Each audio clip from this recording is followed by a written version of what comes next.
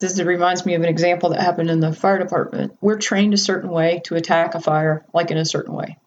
And there's a lot of science behind it, a lot of hundreds of years of experience behind it. So firefighters are pretty good at this. I mean, as a rookie, I just remember being amazed. But so we get to this one fire. It was an abandoned house, and we knew it, but we were still trying to get the fire out. And we go in, and I'm on the nozzle. So I go in, and I am headed the direction that we normally would go. And it's like something stopped me. I don't understand what's happening because my mind is saying, go, go, go.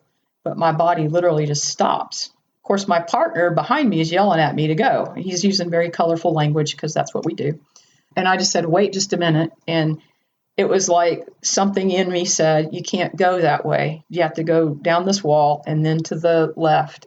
And as soon as I accepted that, like, okay, that's what I have to do. It's like whatever stopped me, let go of me. And so I said, we can't go that way. We got to go this way. And he goes, I don't care how we're doing it. Just blah, blah, blah, blah, blah. You know, he's yelling at me, colorful language again. So we go and we get the fire out. And when we got the fire out, it's really smoky. You can't see anything. Most people, like, they watch the movies or TV shows and they think, oh, you know, you can't see anything. I said, we got to go back out the way we came. And he's like, at that point, not saying very flattering things about me. But he does what I asked him to do. So it turned out, long story short, an arsonist had set a trap for us. And had we gone the way that we normally would have gone, we would have been severely injured, if not killed. So before we knew that, the guys are all like, you know, I need to follow orders. I need to go through. They're just jumping on me. But I can't explain what stopped me in my tracks. Where they went with it was women's intuition. And I just said, I don't know. I don't know what stopped me. I only know that once I got whatever that, I call it a divine download now, but whatever that was, like I was free to move again and we did it. And we thankfully avoided this horrible thing that would have happened to us. But I can't explain that. The more I get comfortable with the unknown and detached from, yes, this is a great way to attack a fire on a normal basis. But every now and then, it's not going to work out so well for you. So you need to be adaptive. You need to pay attention. You need to be tuned in enough with what's happening in the now that you can act accordingly.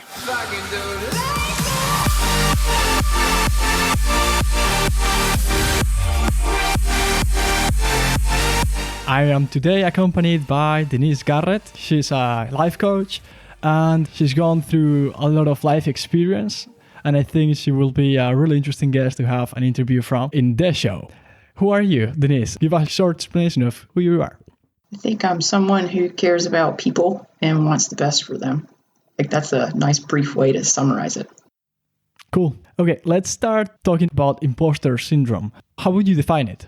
I think imposter syndrome has mostly to do with feeling like a fraud. Like you could achieve, I don't know, you could walk on water, let's say, and that could be the coolest thing ever in the whole world, but you would still feel like you were a fraud somehow. Like, I didn't really do that. That was because of you would have an excuse for that.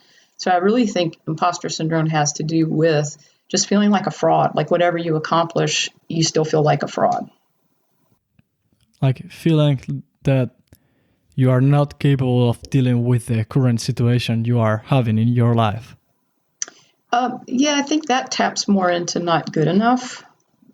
With imposter syndrome, I think there's like ways that it can manifest. Like you could try to be the superhuman, you know, I'm going to do everything for everyone and neglect myself. You could try to be the perfectionist where it's whatever I do, there's always room for improvement and you're obsessed with it. Like it has to be perfect. And it slips into that kind of domain. It could also be like that no matter how much you learn, you know, like you could be a genius. You could be the smartest person in the room, but you feel like you haven't learned enough. And so you're constantly seeking more knowledge and more knowledge and more knowledge. That might show up as somebody who's always seeking like the next degree or the highest level. You know, it can go many ways. You can also have like people that they prefer to work by themselves, like kind of loners, because they don't want to be judged as other people as incompetent. And they feel like if they're part of a team and they have to ask a question, like, how do I do this? Then that makes them weak somehow. So I think it can show up in many different ways, the imposter syndrome. Interesting. The fact that you mentioned that when you are part of a team, you are obliged to face your inadequacies, let's say. Everyone has strengths and weaknesses. Everyone has them. So if you are part of a group, you are subject to be criticized by your teammates or also to be praised. But there's normally an asymmetry there. You don't feel as strongly the critic as the praise, don't you? Right, I agree. So in the fire service, we have to own our weaknesses as a team because our lives depend on each other. So we know our strengths and we have to acknowledge our weaknesses in with each other, because on the fire scene, you want the right person to do the right task, right? Because people's lives are at stake. And so I think for me, I'm blessed to have had that experience because I got really comfortable going, you know what, I'm not good at that. For me, it's that, but a lot of people really struggle with that. Like, it's deep and they feel like there's something wrong with them if they acknowledge a weakness or a limitation. And like you said, we all have our strengths and we all have our weaknesses or limitations. So for me, the idea that people are out to avoid that conversation is silly. It's like you said, we all know it. The problem, I think, comes when we're judged harshly for our perceived limits. For me, it's like, I'm not a car mechanic. I don't want to be a car mechanic. So when something goes wrong with my car, I happily pick up the phone and call my mechanic. So you could say that car mechanics is a weakness. It's my limitation. And yet, like when I talk about it this way, people are like, oh, yeah, that makes total sense. But if it gets a little more personal, like, I don't know, let's just say somebody has body odor. And then somebody mentions that to them. They take it really personally. And it's like, okay, so somebody just gave you some information. That's all they did, based on their perception. And you have a choice now. You can choose to, I don't know, shower, use deodorant, I don't know, or you could choose to say, you know what, I'm all natural. Like I have a friend who doesn't believe in scented soaps and deodorants, like just doesn't believe in it, is an all natural kind of guy. And he has a certain body odor, but he's fine with it. He just owns it. And he's like, I'm sorry if I offend you. This is who I am.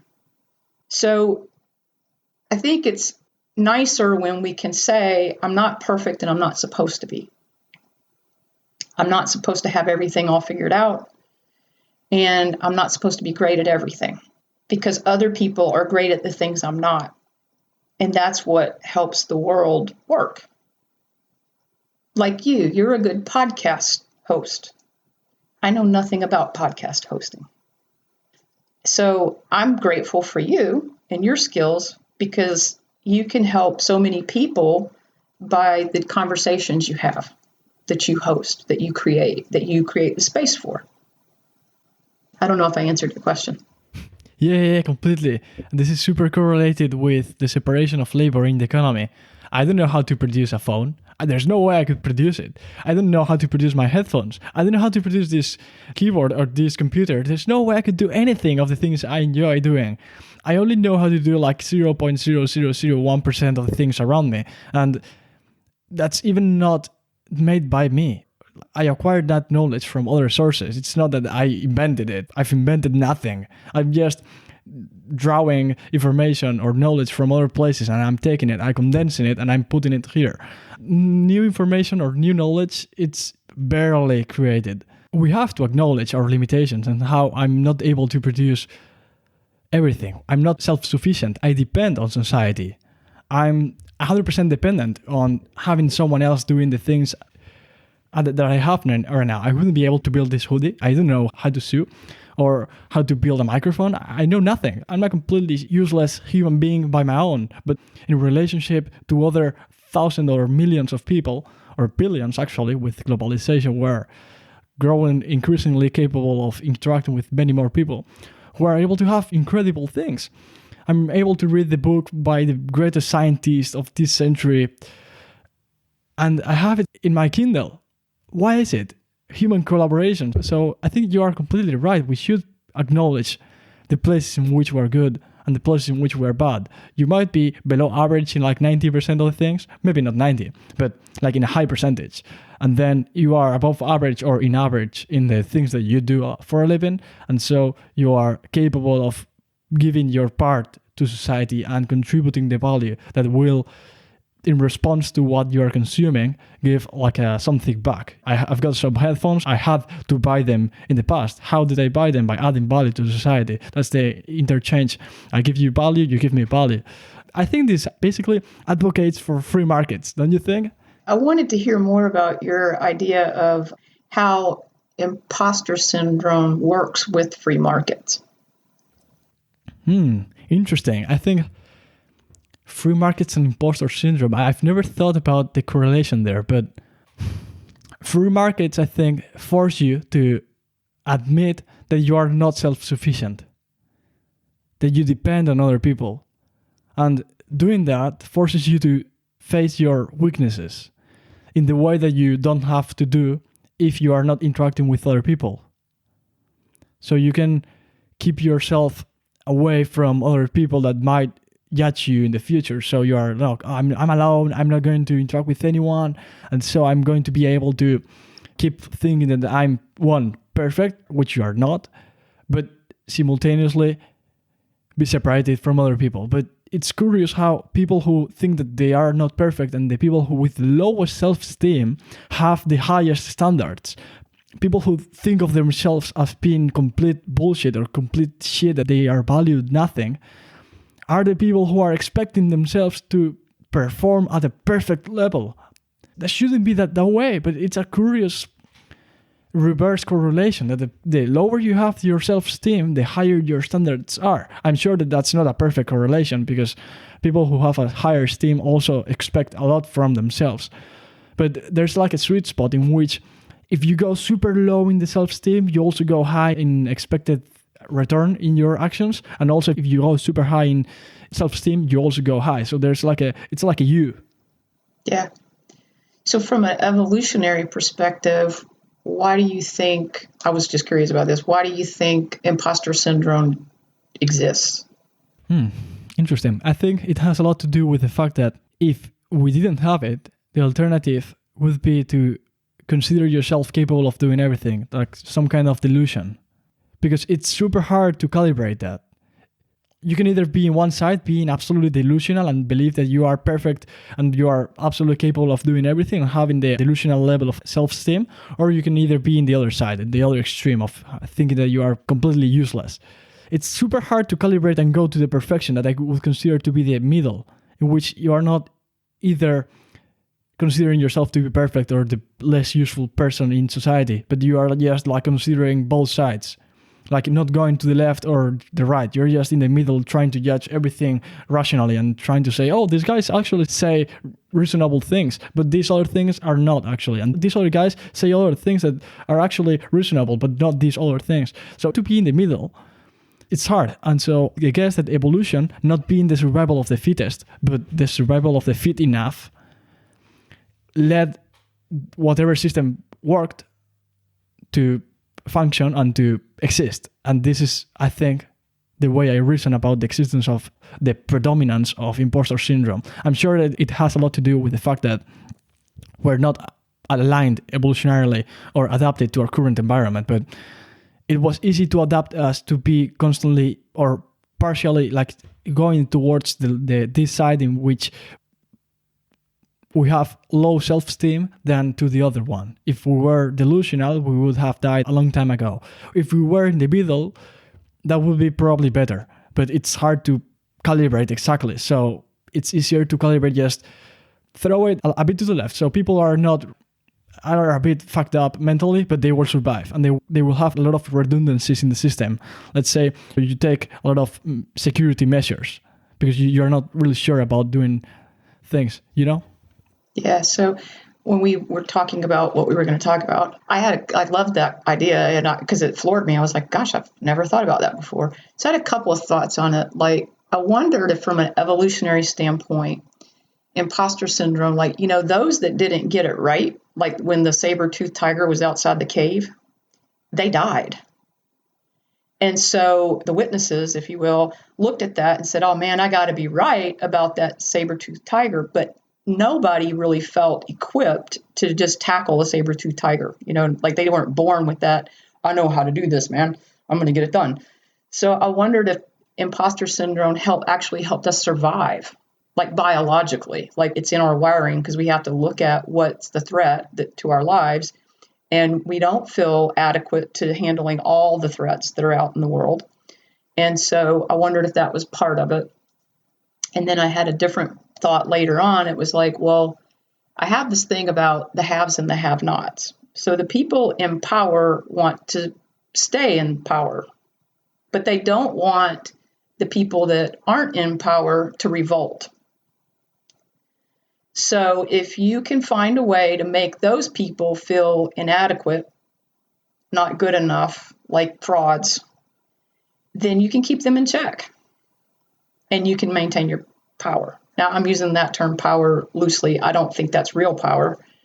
I think it's domination. But anyway, that's a whole different conversation. But I just wondered that. I thought it was such an interesting question that you had presented for us to discuss. So I don't know, what do you think about those couple of thoughts? Yeah. What you're saying makes complete sense to me with social standards. Let's use my example. I didn't start reading books until I was 18 or 17.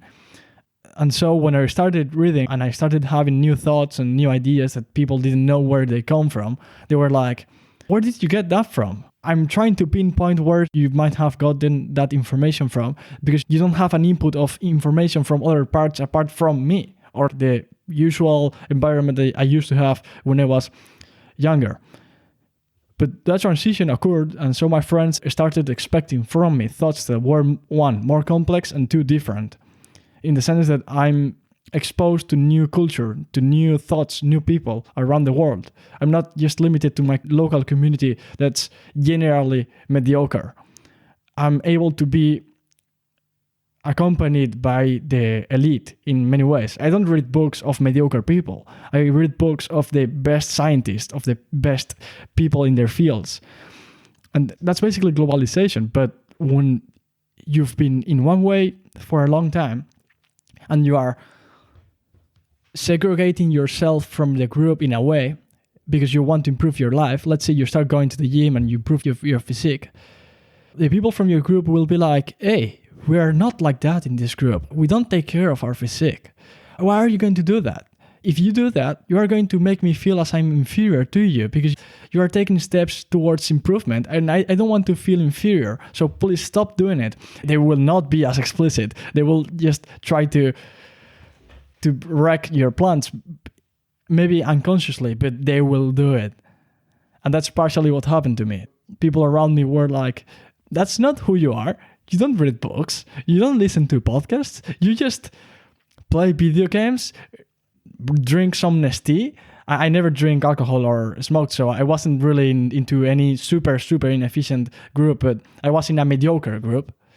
And so when you're trying to go up or improve your life in any way, they are going to drain you backwards until you convince them that, hey, we're all improving. No one is perfect here. We're just trying to deal with life the best possible way. Let's try to improve. And so whenever they get that thought, they're like, okay, that makes sense. I can improve too. It's not that you are magic and that you are perfect. It's just that you are trying to go forward. And the mentality goes from a zero-sum game towards a positive sum game that everyone can gain here. It's not about status. It's about well-being. Everyone can improve their well-being. Everyone cannot achieve status. That's by definition a limited resource. I love that. It is about well-being. The more we focus on well-being, the healthier our world becomes. I love that.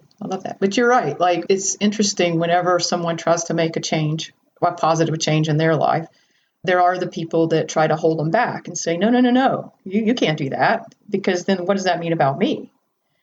And it isn't until you can get them on board to see this is good for both of us, or for all of us if it's a group, that you'll get the support from people from your past, so to speak, or your current support group. I'm glad you brought that up. It's powerful. Because you have to renounce to status in the short term in order to improve your well-being in the long term, don't you? Yeah. You have to be willing to look foolish or to make a mistake, or I don't like the word failure, but we'll use it here. You have to be willing to in order to obtain something better or greater or something just different. Because truthfully, when we start out on a journey, we don't know where we're going to end up. We have a goal, we have a vision, but in my experience, it rarely looks exactly like I thought it would by the time I get there. And it's usually way cooler. It's like, wow, I didn't even know this part was possible. But along the way, we do encounter resistance. Even within ourselves, it's not uncommon for us to sabotage ourselves. What mechanisms do you think we naturally have, or maybe not naturally, maybe artificially, that leads to our self-sabotaging? I think if in the background conversation that I'm having with myself, if I feel inadequate or like an imposter or not good enough or whatever you want to call it, and I reach a certain level of success that threatens my identity as Denise the failure. If I hit something that says, oh no, this means that's not true anymore, I might sabotage myself because my identity is invested in Denise the failure, right? And it's not like it's a conscious necessary, I'm sabotaging myself. It usually happens unconsciously. It might be like I miss a meeting. It could be I was supposed to write a blog post and I got distracted by taking care of the kids or taking care of my mom or whatever, It could be something like that. Like I have a friend who, this is so funny, she's a brilliant psychologist. She works child and adolescent psychologist. And when she was about to get her PhD, she had to submit some paperwork. And so she knew this self-sabotage thing existed. And so she came up to me and she had the envelope and she wanted to make sure it was addressed correctly. And I looked at it and I noticed like, yeah, it's, I'm comparing where it's supposed to go. I'm like, yeah, this looks right. But, strangely, it's really light. I thought it was a bunch of paperwork. No. And she looked at it and she opened it up and she had forgot to put the paperwork in there. Oh, wow. And we both laughed because we knew that's the self-sabotage. But she was smart enough to get support in overcoming it, right? Because this is a huge milestone, right? I am going to become a doctor of psychology. We both laughed. I put the paperwork in, made sure it was in there, sealed it, and said, I think I'll drop it in the mail for you, sweetheart. And that's where having peer support or a group that's supportive is beneficial to us, all of us humans. And to go back to what you were talking about earlier, we do need each other. I don't know how to make a microphone either. I don't know how to make headphones. I don't know how to make a computer, but I rely on those things to make my life better. So I need the people that are into that. I think that no one actually does know how to a computer. It's a mixture of people putting their specific knowledge. That someone does the webcam, someone, and even not the webcam, 1,000 people are in charge of the webcams, but like the chip and then the other thing and then the plastic and then the texture and then the design. And then suddenly a beautiful computer works, and it's just amazing. So going back to what you were saying about the self-sabotaging thing, I think that we expect ourselves to be coherent with our past identity. We want our current identity to not be incoherent with whatever it was in the past. No matter if it's going upwards or downwards, we don't care about going up or down. We care about being coherent. We want homogeneity in your life. You want things not to change because there weren't really many changes in the past in our evolutionary environment. When something changed, it normally dealt to bad outcomes. So we're adapted, I think, this is my theory. I haven't checked it on any papers published or any research done. But as I can intuitively think of not really being many changes before in a revolutionary environment, and any of them really leading to a reduction in the supply of food or something vital for the sustaining of the life of a human in those precarious conditions, I guess that whenever you see a change, you are like, oh, no, I don't want the change happening. I just want to be like before because it has been shown that I have been able to survive. And we're not anymore trying to survive. My surviving is given. My country is not in a war. I'm not going to be invaded by anyone. My food supply is guaranteed. I have water. Whenever I want, I go to the toilet, I open the tap. If I want, I can drink 1,000 liters, and it's guaranteed. My food is guaranteed too. My safety is guaranteed. My temperature, it's 20 degrees centigrade here, guaranteed forever. It's something that we haven't been able to evolutionarily adapt to it. We still have what I talked with a friend of mine about the post-war mindset. It's not about war or in Spain, there was a civil war. And it's like a super typical saying that after the war, you are saving with your resources. People here really suffered economically. And they were like, okay, let's save until the last of the resources we have. And they were like so savvy that it was ridiculous after that tremendous lack of resources and scarcity happened. After it, and when the economy prospered a bit, everyone was like, oh, these things that we have developed to deal with the war, it's not anymore adaptive. So in the same way that you can develop adaptive traits in your life, we've developed traits evolutionarily through thousands of generations. And one of them, I think, you might not agree with me, is the fear of change. That if something changes, it might go in a bad way, which it doesn't necessarily need to be anymore. Yeah, I do think you're right on that fear of change. The sad thing is what we resist persists. Change is just the unknown. People make it up that it's going to be this big scary thing or this big deal, but it's really just the unknown. And the more comfortable we get with the unknown, the less we fear change. But fear in and of itself, I think, is what causes all of our problems. Fear. I think it's like biologically wired into us. Like I said, if you look at evolutionary, and I'm not knocking different theories of evolution here, but I'm going back to the saber-toothed tiger outside the cave. You had to be right about that tiger being there, and you had to be right about how you were going to protect yourself from it, or you died. So the gene pool that exists are of survivors from very challenging situations, harsh situations, right?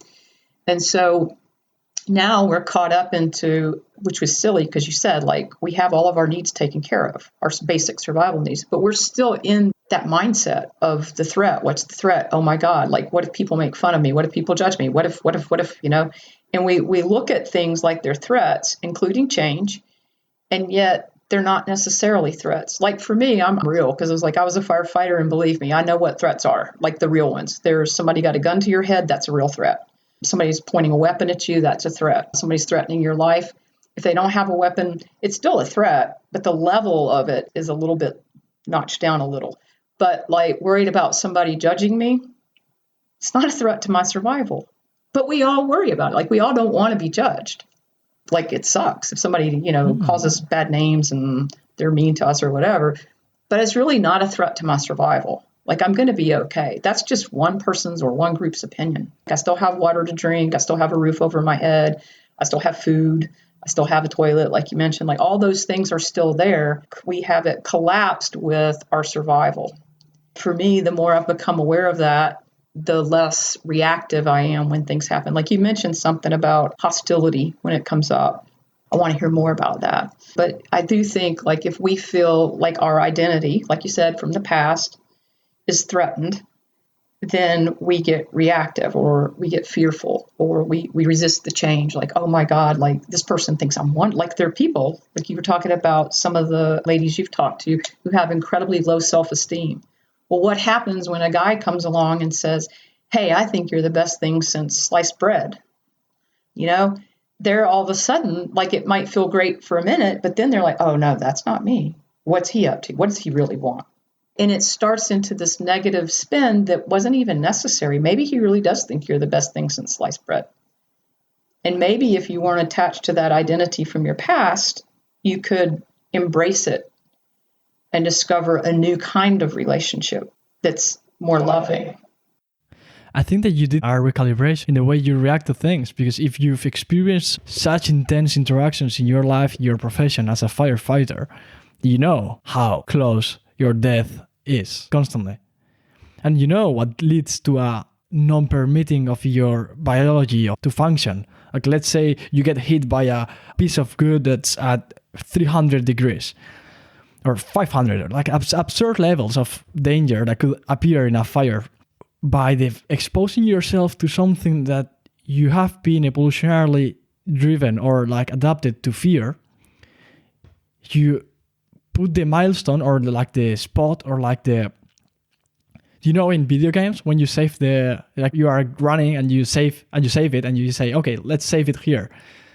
So you sort of did that. You went super far in terms of putting yourself to the limit, and you notice how far your limit is.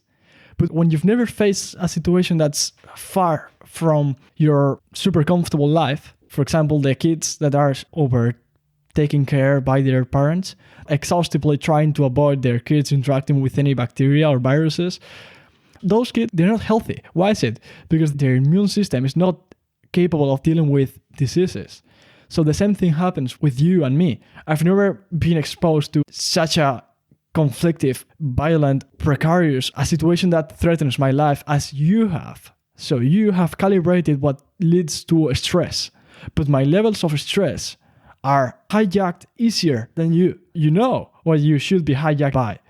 And when you see something that hijacks me, you're like, oh, this is bullshit.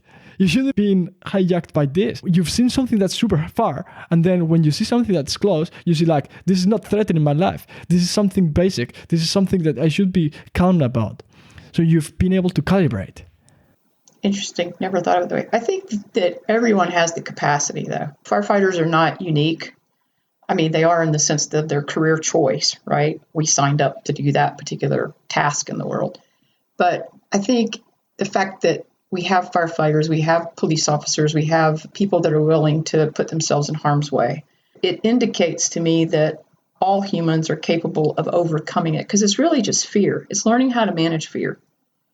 That's all it is. And once we learn how to manage it, it starts with catching it. And then it starts with saying, you know what, I don't want to entertain this fear. I'm going to choose this instead. It's really that. I mean, I know it sounds like kind of crazy because, yes, I did run into burning buildings. And yes, my life might not. I mean, I faced plenty of situations where I wake up and go, God, I can't believe I'm still here. But it doesn't have to be that dramatic. It just really is about, if you really want to live your best life, it's choosing to become aware of fear when it's grabbing you and saying, you know what, thank you for sharing. I'm choosing this instead. Unless it's truly a life-threatening event. And then you need to call 911 or get the emergency responders in motion, right? But I think anybody can do that. And that's part of what I hope to accomplish, before I go wherever we go next. It's just teaching people that, if I can do it, you can do it. Anybody can. The trick is learning when we're triggered. So I have a theory that most of us, when we were little kids, somewhere between 3 and 7, something happened in our world, and it was a major upset for us. And so we decided that we didn't want that to ever happen again. And so we kind of developed our success formula in life around whatever that was. So, for instance, if with my parents arguing all the time and all that, and I decided at some point I couldn't stop their arguing, and they would come to me for comfort, and I was a kid. I didn't know how to, I didn't know how to anything, but I wasn't successful at it. And so I kind of made it up I wasn't good enough. And so there's pluses and minuses to that. So the pluses are what you talked about earlier. Because it wasn't working, my standards were really high. So I became a firefighter, not surprising, right? But it's all about not being good enough, like out to prove that I'm not that.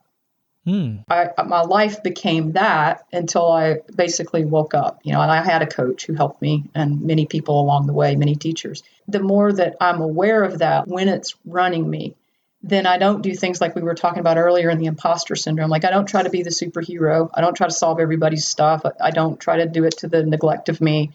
I don't set impossibly high standards and goals for myself that I can never reach. I set reasonable goals, SMART goals is what we call them now. I don't think that I have to know everything, even in my own field. I have to know enough to know how to help the people I'm called to serve. And if I can't, I have to know that I can't and refer them to someone who can better help them.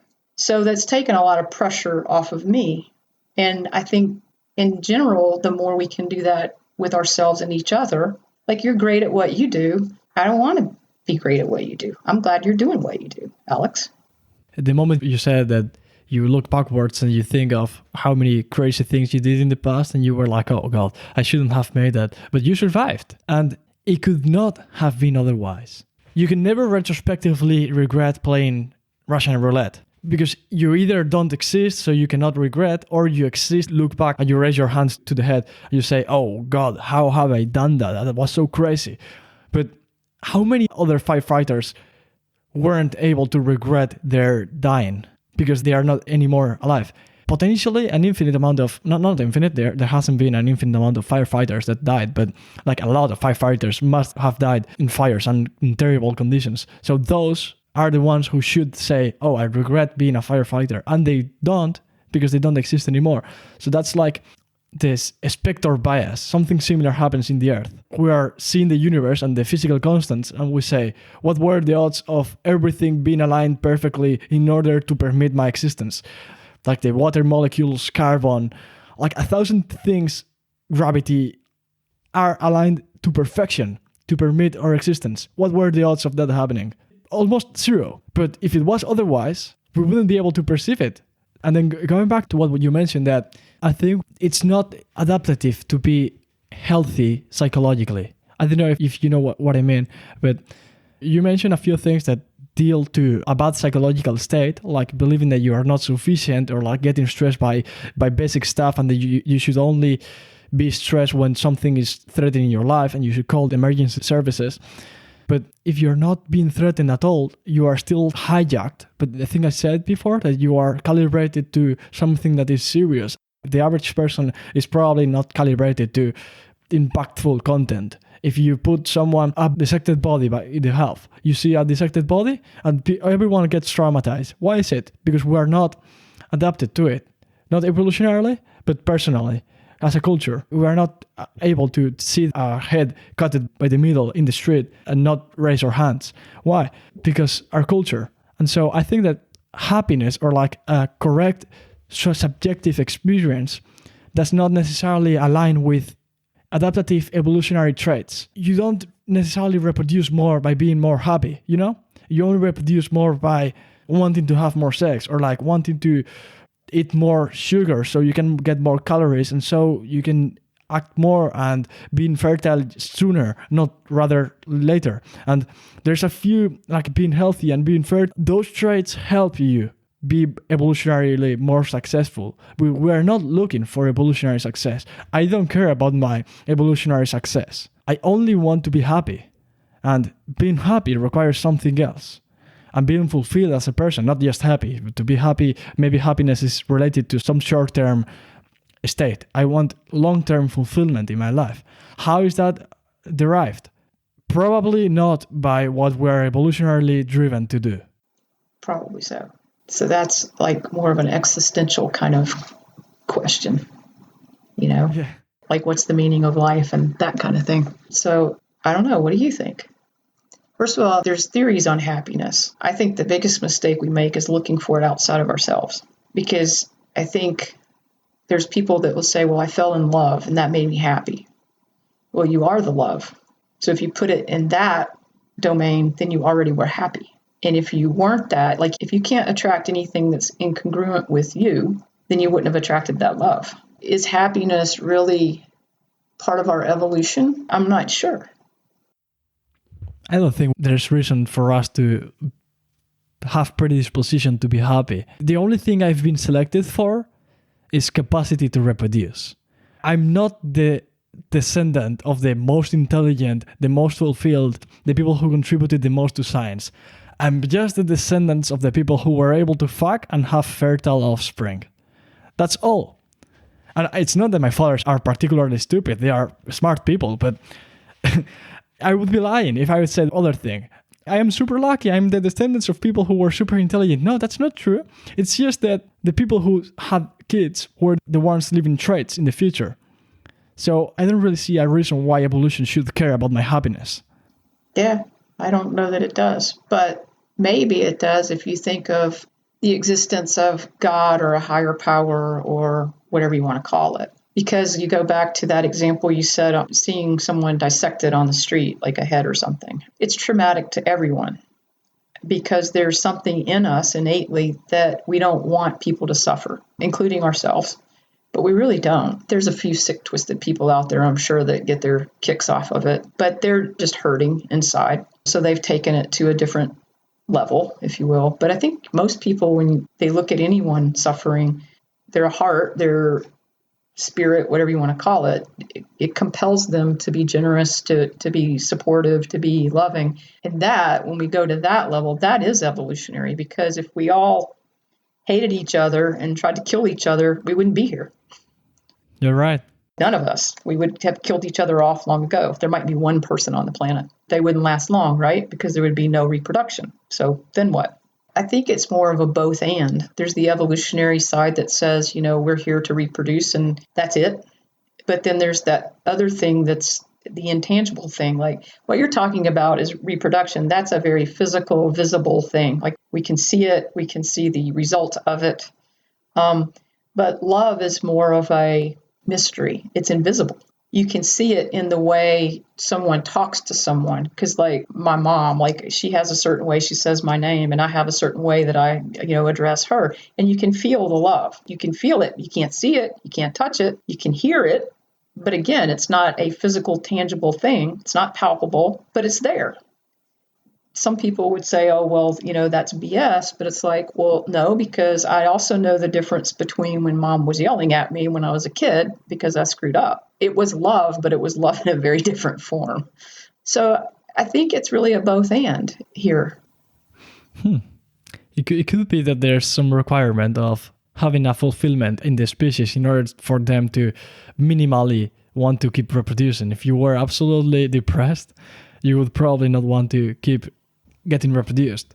And so we're again in a sweet spot between happiness and depression. If you get to one extreme, you are not capable to reproduce, so evolution selected for the one that was able to reproduce.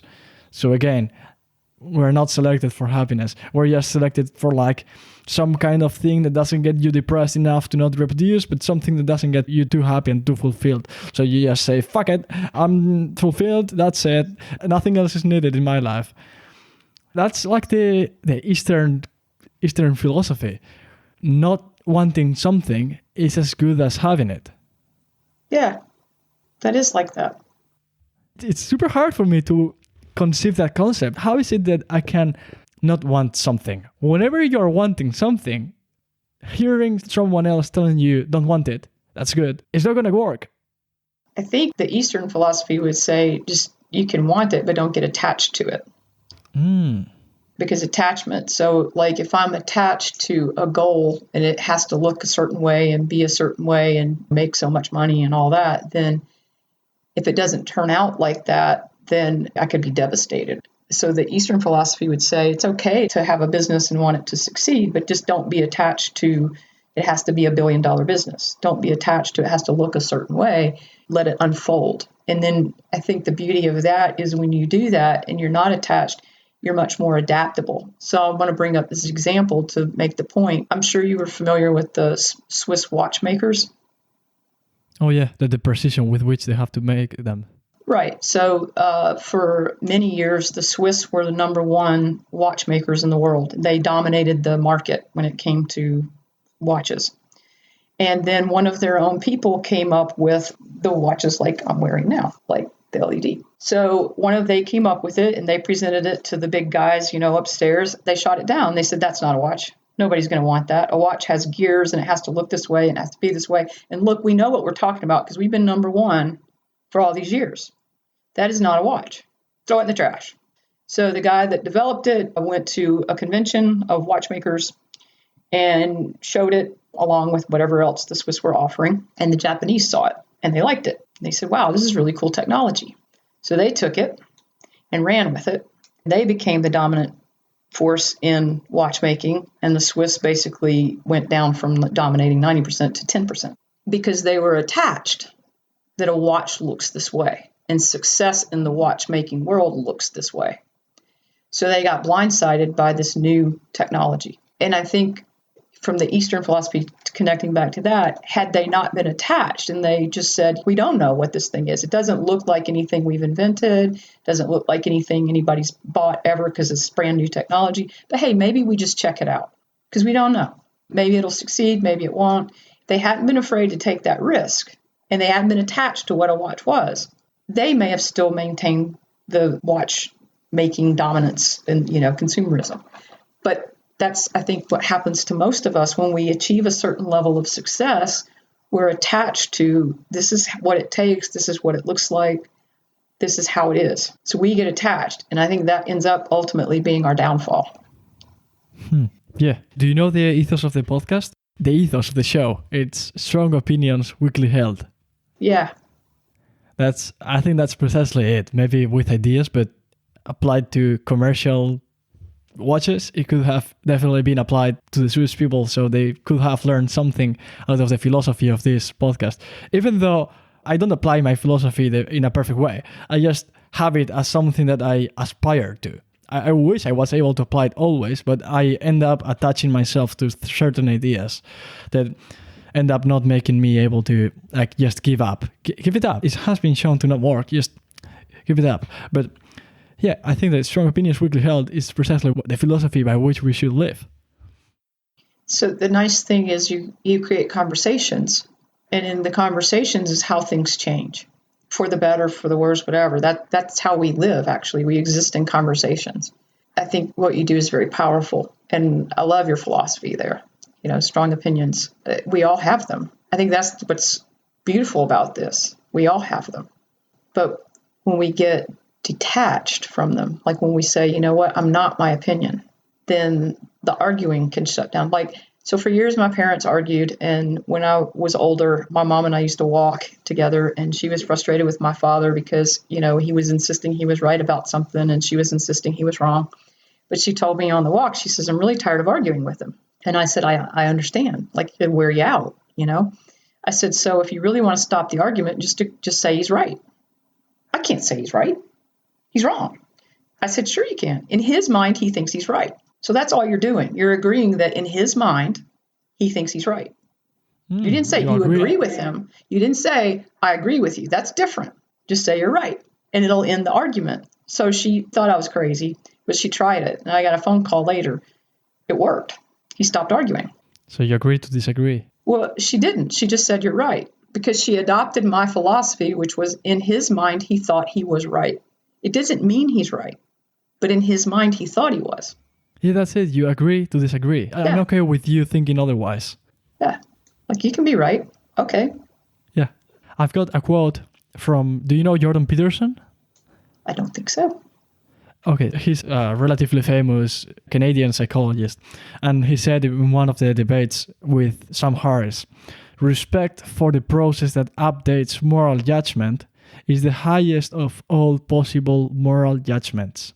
And that basically means that respect for future conversations and the repudiation of dogma is the thing that permits progression in society. If someone gets too attached to an idea, it's not going to allow him to progress. Right, exactly.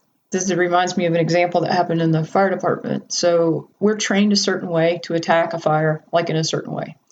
And there's a lot of science behind it, a lot of hundreds of years of experience behind it. So firefighters are pretty good at this. I mean, as a rookie, I just remember being amazed. But so we get to this one fire. It was an abandoned house, and we knew it, but we were still trying to get the fire out. And we go in, and I'm on the nozzle. So I go in, and I am headed the direction that we normally would go. And it's like something stopped me. I don't understand what's happening because my mind is saying, go, go, go. But my body literally just stops. Of course, my partner behind me is yelling at me to go. He's using very colorful language because that's what we do. And I just said, wait just a minute. And it was like something in me said, you can't go that way. You have to go down this wall and then to the left. And as soon as I accepted that, okay, that's what I have to do. It's like whatever stopped me, let go of me. And so I said, we can't go that way. We got to go this way. And he goes, I don't care how we're doing it. Just blah, blah, blah, blah, blah. He's yelling at me, colorful language again. So we go and we get the fire out. And when we got the fire out, it's really smoky. You can't see anything. Most people, they watch the movies or TV shows and they think, you can't see anything. I said, we got to go back out the way we came. And he's like, at that point, not saying very flattering things about me. But he does what I asked him to do. So it turned out, long story short, an arsonist had set a trap for us. And had we gone the way that we normally would have gone, we would have been severely injured, if not killed. So before we knew that, the guys are all like, I need to follow orders. I need to go through. They're just jumping on me. But I can't explain what stopped me in my tracks. Where they went with it was women's intuition. And I just said, I don't know. I don't know what stopped me. I only know that once I got whatever that, I call it a divine download now, but whatever that was, I was free to move again and we did it. And we thankfully avoided this horrible thing that or would have happened to us. But I can't explain that. The more I get comfortable with the unknown and detached from, yes, this is a great way to attack a fire on a normal basis. But every now and then, it's not going to work out so well for you. So you need to be adaptive. You need to pay attention. You need to be tuned in enough with what's happening in the now that you can act accordingly. So you had a subconscious feeling. I'm currently reading a book called Consciousness and the Brain by a French neuroscientist called Stanislas Dehaene. It's mind-blowing how much of our processing in the brain is unconscious. You don't really realize it. While the conscious side of the brain is only able to process one thing, the unconscious part of the brain is capable of processing a lot of things, like dozens of things. One example is do you know the uncanny valley? When robots are improving, they start getting closer to have the looks of a human face, and they start acting as a human. But when you are far from a human, they look cute. They look, oh, okay, that's a nice robot. But when they get closer to humanity, it's disgusting. Why? Because you see, it's a robot, it's not a human. So it's like signaling to you that something is going on that's not natural. And you feel it. But you don't know what it is. You couldn't consciously point out to, hey, it's this. Do you see the eye? It doesn't work correctly. The correlation between when the eye opened and when the mouth opened, it wasn't perfect.